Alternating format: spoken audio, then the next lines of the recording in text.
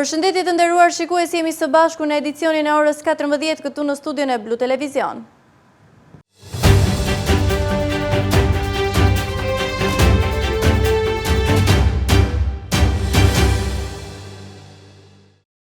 Projekti për restaurimin e zonës dhe ndërtimin e tregut të ri. Inspektorati i Mbrojtjes së Territorit në Vlorë ka ndërmarrë një aksion për prishjen e ndërtimeve dhe shtesave. Një pjesë e tyre kishin zënë hapësirat publike dhe kishin mbuluar fasadat e ndërtesave të vjetra karakteristike që ndodhen në këtë pjesë të qytetit. Inspektorati i Mbrojtjes së Territorit në Vlorë ka ndërmarrë një aksion për prishjen e ndërtimeve dhe shtesave pa leje në zonën e ish-gjyqit të vjetër, aty ku pritet të zbatohet projekti për restaurimin e zonës, si dhe ndërtimin e tregut të ri. Gjatë ndërhyrjes janë prishur dhjetra ndërtime pa leje, shtesa dhe kioska, të cilat prej vitesh përdoreshin kryesisht si dyqane dhe ambiente shërbimi. Një pjesë e tyre kishin zënë hapësirat publike dhe kishin mbuluar fasadat e ndërtesave të vjetra karakteristike që ndodhen në këtë pjesë të qytetit. Prishja e këtyre objekteve është pjesë e fazës paraprake për lirimin e territorit përpara nisjes së ndërhyrjeve të parashikuara në projekt. Inspektorati i Mbrojtjes së Territorit vijon aksionin për prishjen e ndërtimeve dhe shtesave pa leje në zonën e ish-gjyqit të vjetër. Aksion ky i ndërmarr për t'i hapur rrugë rehabilitimit të tregut të ri. Aksioni pritet të vijojë edhe në ditët në vazhdim. Aksioni i Inspektoriatit të Mbrojtjes së Territorit të Bashkisë së Vlorë pritet të vijojë dhe në ditët në vazhdim deri në lirimin e plotë të hapësirave të parashikuara në projekt. Pas përfundimit të prishjeve dhe pastrimit të territorit pritet i hapet rrugë fazës së zbatimit të projektit për restaurimin e zonës dhe ndërtimin e tregut të ri. Kryetari i Bashkisë së Himarës, Vangjel Tavo, ka vendosur shkrirjen e IMT-s së Himarës pas rasteve të përsëritura të ndërtimeve pa leje. Në një prononcim, Tavo e ka cilësuar këtë vendim si të domosdoshëm, ndërsa ka bërë të ditur se do t'i kërkojë IKMT-s që të marrë në jurisdiksionin e saj edhe IMT-n e Himarës.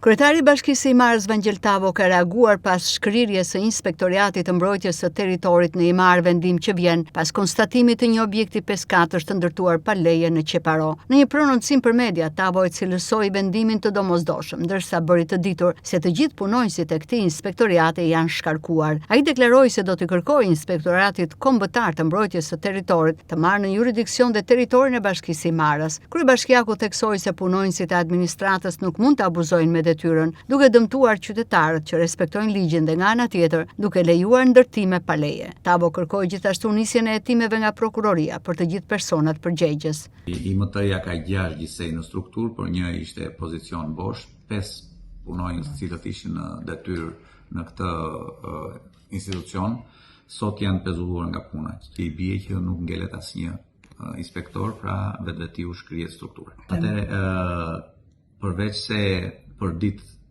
që kontaktoj drejtuesin e tyre duke i thënë për ditë që të jenë në teren dhe të inspektojnë çdo centimetër tokë të Bashkisë së Himarës dhe mos lejojnë ndërtime pa leje, me sa duket jo vetëm që se kanë kryer këtë detyrë, por shpeshherë nga fakti që ngatrojnë punën që kanë për të bërë, i drejtohen fshatarëve, qytetarëve, njerëzve të cilët duan të kryejnë një punim të lejuar me ligj dhe shkojnë dhe shqetësojnë dhe fshatarët, por nga ana tjetër, sikurse ju thash, lejojnë ndërtime pa leje jo të padukshme më, por situata e sotshme është e patolerueshme. Kanë lejuar një ndërtim rreth 5 kate, një peskaç në Bashkinë e Himarës, në Porto Palermo, që është totalisht e patolerueshme për mua për të gjithë opinionin. Do t'i drejtohem me shkresë zyrtare IKMT-s që të mbuloj edhe territorin, ajo ka detyrë funksionale për të mbuluar gjithë territorin e Republikës, por do t'i kërkojnë në veçanti që me inspektorët e vet të mbuloj territorin e Bashkisë së Himarës, pasi po ju përsëris. Me sa kuptoj, Himara e ka të pamundur edhe për kapacitetet njerëzore, ka të pamundur që ta mbuloj territorin e vet me inspektor të mbrojtjes territorit.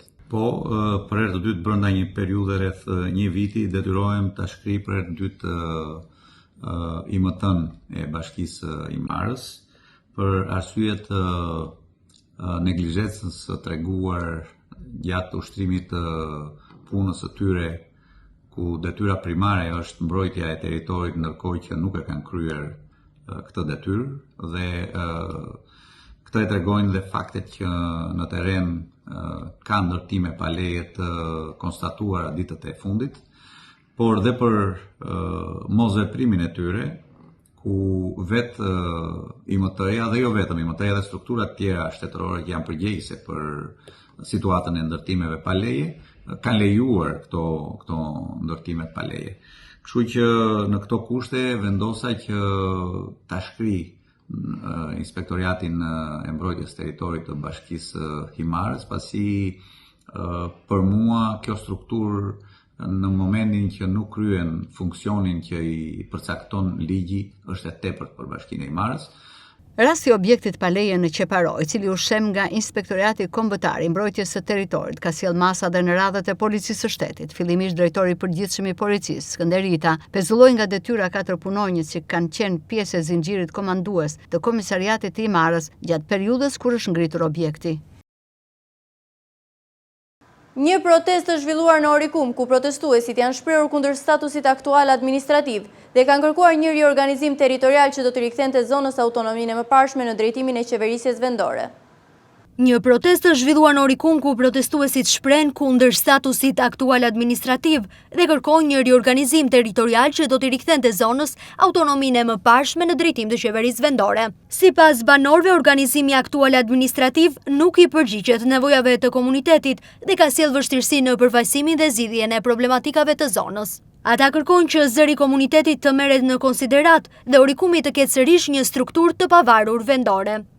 Për këtë grumbullim që ka një qëllim shumë në favor të këtij komuniteti që tashmë ka të bëjë me reformën e madhe në drejtësi, e cila duhet patjetër t'i kthej këtij komuniteti bashkinë që e ka pasur të tjerë. Natyrisht që kjo çështje nuk varet nga ky komunitet, nuk e merr ky këtë vendim, e merr Parlamenti i Shqipërisë, po zëri i komunitetit sot mund të dëgjohet dhe duhet të dëgjohet më shumë se çdo herë tjetër. Siç e tham parafonësit dhe unë nuk dua zgjatem shumë, në vitin 2015 është bërë një padrejtësi shumë e madhe dhe ajo padrejtësi duhet patjetër të zhbëhet. Janë të gjitha arsyet pse duhet të zhbëhet. Këto vite ja falim, çfarë vjen më mbrapa duhet të ndodhi ndryshe. Duhet të zhbëhet për arsye sepse sa e ka ky qytet të drejtën për të pasur një bashki, nuk e ka asnjë vend tjetër ku ka bashki të vogla dhe të mëdha. Pyetja thjesht vetes, jemi apo nuk jemi gjithë bashkë për një qëllim që të rikthehet bashkia Orikum? Sepse nuk duhet të pyesim kush e pati fajin që iku, sepse dim shumë që pjesë fajt kemi kanë Partia Demokratike që nuk mori pjesë në atë reformë, edhe socialistët edhe ata që qeveristin që nuk e mbrojtën atë kaos. Mirë mbrëma të gjithëve. Unë me thënë drejtën e kam ngritur shpesh zërin sa i përket kësaj reforme, që është aktualisht e miratuar. Qysh në vitin 2014, kjo nuk ishte një reformë e cila u hartua dhe u miratua për t'u ardhur në ndihmë komunitetet, ashtu siç thanë edhe parafolësit.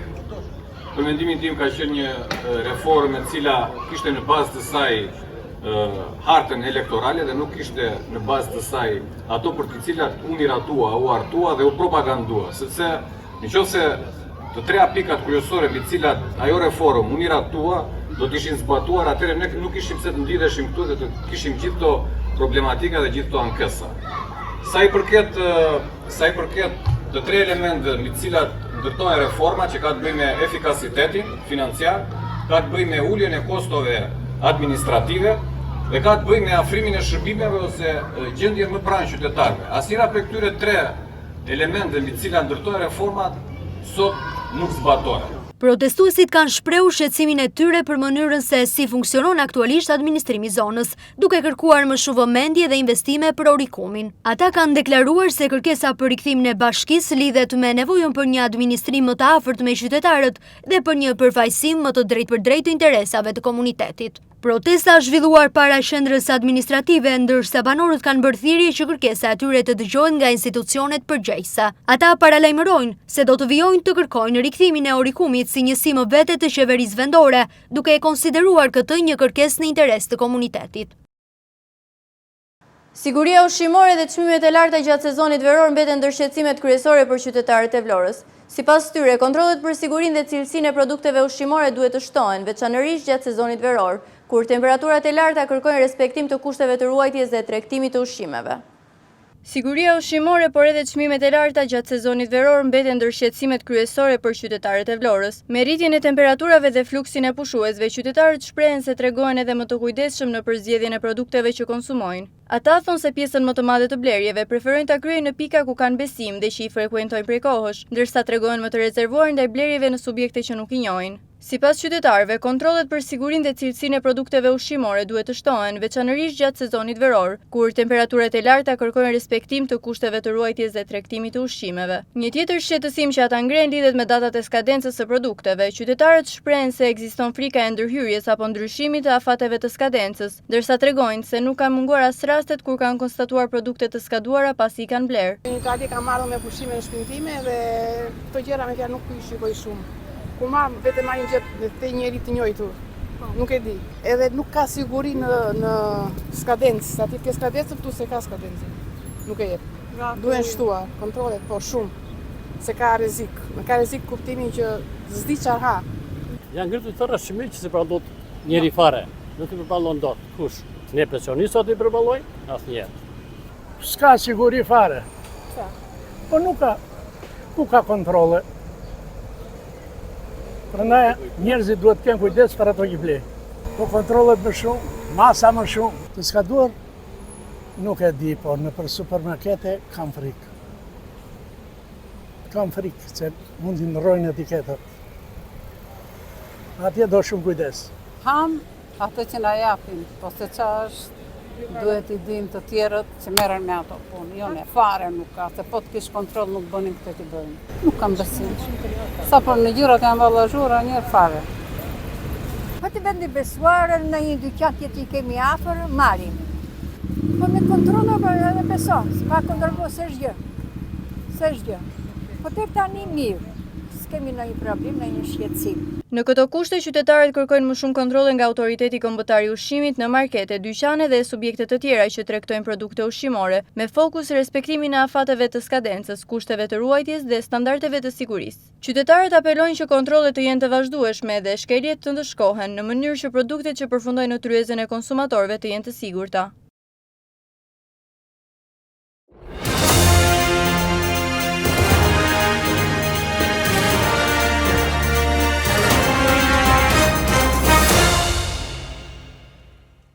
Katër zyrtarë të lartë të Komisariatit të Himarës akuzohen për shpërdorim detyre në rastin e ndërtesës peskatëshe pa leje në Qeparo, e cila u shem një ditë më parë.